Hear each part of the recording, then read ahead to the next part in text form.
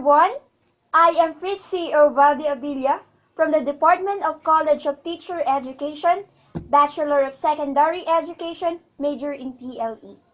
Today, I am here to demonstrate to you on how to make a homemade chocolate peanut butter cups.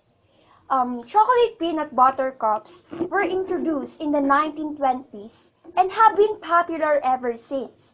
Did you know that you can make them at home? They are really quick, easy to make, and I think every bit as good.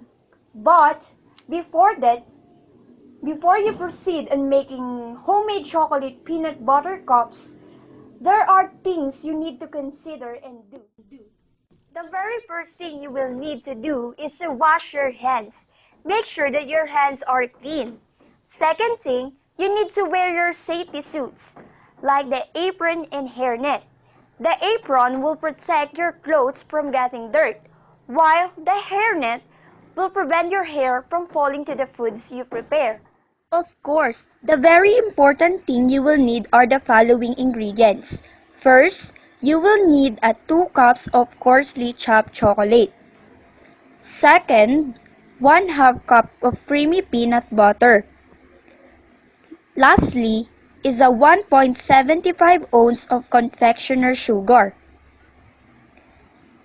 1.75 ounce is equals to 1/4 cup and 2 tablespoons. So I have here also a mapping cups, a mapping papers, bucket of simmering water, a tablespoon, and a teaspoon. If you now have all these things, let's proceed to the exciting and interesting part of this demonstration. Line a standard 12 mapping cups with mapping papers.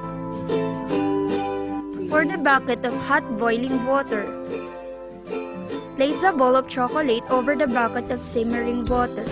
Stir until the chocolate melts.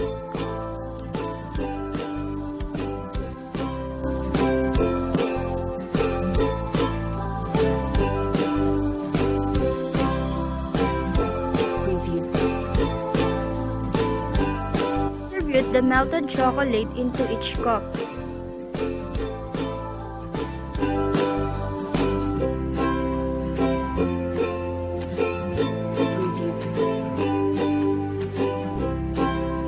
In the meantime, whip the peanut butter and confectioner's sugar together.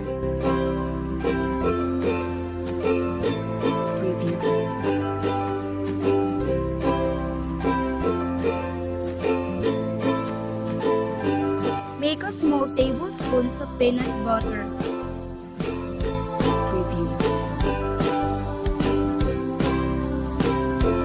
Place the small tablespoon of peanut butter into each cup.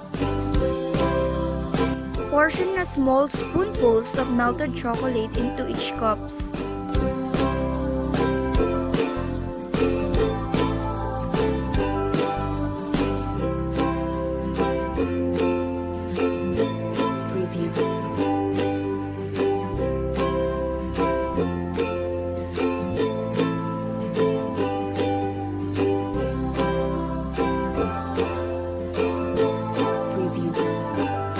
Wrap each cups repeatedly on the counter or table to flatten each cup.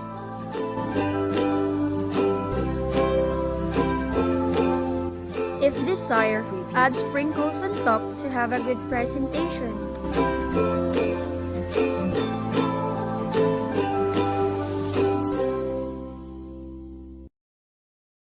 Now, you can either refrigerate them or just place at room temperature. Just peel off the wrapper and enjoy. Thank you for watching. God bless us all.